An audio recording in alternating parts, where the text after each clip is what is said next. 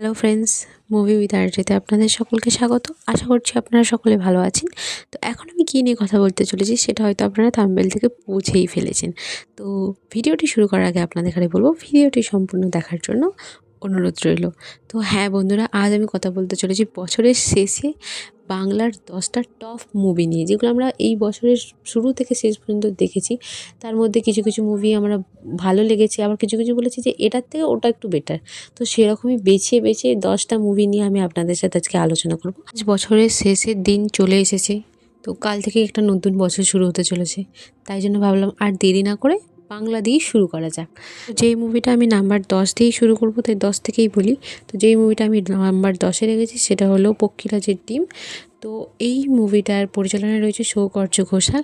ছবিতে মুখ্য চরিত্রে ছিল অনির্বাণ ভট্টাচার্য, এবং এই ছবিটাতে একটা নির্ভেজাল একটা কাস্ট ছিল, যে কাস্টে প্রত্যেকের পারফরমেন্স দারুণ ছিল, এবং এই ছবিতে একটা নির্ভেজাল গল্পও ছিল, যেটা আমার সত্যি পার্সোনালি খুব ভালো লেগেছে। এরপর 9 নম্বরে রেখেছি আমি প্রজাপতি 2-কে। মুখ্য চরিত্রে রয়েছে দেব এবং মিঠুন। তো এই ছবিটা আমার ভালো লেগেছে। 9 নম্বরে রাখার রিজন হলো এই ছবিটা ইমোশনাল দিকগুলো খুব ভালো করে ফুটে উঠছে, বাট কিছু কিছু দিক আমার একটু তো খামতি লেগেছে। আমার 8-এ আমি যেটাকে রেখেছি সেটা হলো ডিপ ফ্রিজ, যেটার মুখ্য চরিত্রে ছিল আবির এবং অনুশ্রী। তো এই ছবির একটা গল্প ছিল যে রিলেশনশিপ নিয়ে একটা কী ধরনের সমস্যা হয় মানুষের জীবনে। তো এই গল্পটা আমার বেশ ভালো লেগেছিল। নাম্বার 7-এ আমি যেটা রেখেছি সেটা হলো পাটালিগঞ্জের পুতুল খেলা। এই ছবিটা যারা দেখেননি তারা হয়তো এই ব্যাপারে বুঝতে পারবে না, বাট যারা দেখেছেন তারা নিশ্চয়ই শিওর বুঝতে পারবে যে আমি কোন বিষয়ের কথা বলতে চাইছি। এই ছবিটার মধ্যে একটা আলাদা রকমেরই গল্প রয়েছে। নাম্বার 6-এ আমি যেটা রেখেছি পুরাতন। এর মুখ্য চরিত্রে রয়েছে ঋতুপর্ণা সেনগুপ্ত, এবং তার সাথে রয়েছে শর্মিলা ঠাকুর। তো এই যে একটা গল্প, এই ছবির গল্পটা সুমন ঘোষ এমন একটা জায়গায় নিয়ে যায় যে আপনারা না দেখলে হয়তো বুঝতে পারবেন না। নাম্বার 5-এ আমি যেটা রেখেছি সেটা হলো সৃজিত মুখোপাধ্যায়ের সত্যি বলে সত্যি কিছু হয় না। এই বছরের গোড়ার দিকে এই মুভিটা রিলিজ হয়েছিল। তো এই মুভির একটা আলাদা রকমেরই কনসেপ্ট ছিল, এবং 4 জন লিড ক্যারেক্টারে ছিল। তাতে একটা ঘটনা যেটা দেখিয়েছে সেটা সত্যি অসাধারণ। নাম্বার 4-এ আমি যেই মুভিটা নিয়ে কথা বলতে চলেছি সেটাকে বাংলা ছবির একটা অ্যাডাল্ট পজিশনে নিয়ে গেছে বাংলা ছবিকে। তো the academy of fine arts. তো এই ছবির পরিচালক, যার ফার্স্ট মুভি সে এত ভালো বানাবে সেটা কিন্তু আমরা কেউ এক্সপেক্ট করিনি।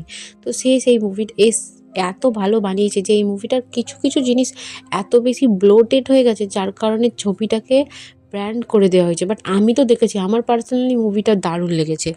3 নম্বরে আমি যেই মুভিটা নিয়ে কথা বলতে চলেছি সেই মুভিটা হলো রাশ। তো এই মুভিটাকে এমনভাবে তৈরি করেছে পরিচালক যে মানুষকে মন্ত্রমুগ্ধ করে দেয়। এই মুভির প্রত্যেকটা গান এত স্নিগ্ধ, এত সুন্দর। আপনারা যদি না দেখে থাকেন আমি অবশ্যই বলবো আপনারা এই মুভিটা দেখুন, আপনাদের ভালো লাগবে। নাম্বার 2-এ আমি যেই মুভিটা রেখেছি, যে মুভিটা আমার পার্সোনালি এত বেশি ভালো লেগেছে সেটা হলো স্বার্থপর, যেটা কিছুদিন আগেই রিলিজ হয়েছে।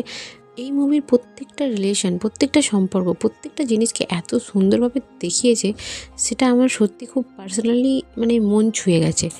নাম্বার 1 বলতে যাওয়ার আগে আমি বলবো বেশ কিছু ছবি যেগুলো এখনও বলতে পারলাম না, কারণ 10টার মধ্যে তো হলোই না।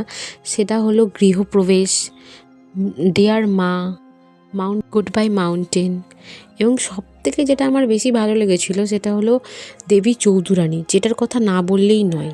এখনও বেশ কিছু মুভি রয়েছে যেগুলোর নাম হয়তো আমি এই ভিডিওর মধ্যে মেনশন করতে পারলাম না, বাট সেগুলো আমার পার্সোনালি খুব ভালো লেগেছিলো। তো আজকে এই ছিল আজকের ভিডিও। তো আজকে বছরের শেষ দিন, তাই আপনাদের সাথে মনে করলাম কিছু শেয়ার করা দরকার, তাই শেয়ার করলাম। তো আমার ভিডিওটি যদি ভালো লেগে থাকে অবশ্যই লাইক, কমেন্ট, শেয়ার এবং আমার চ্যানেলটিকে সাবস্ক্রাইব করে নেবেন। Thank you so much for watching this video. Take care, bye by.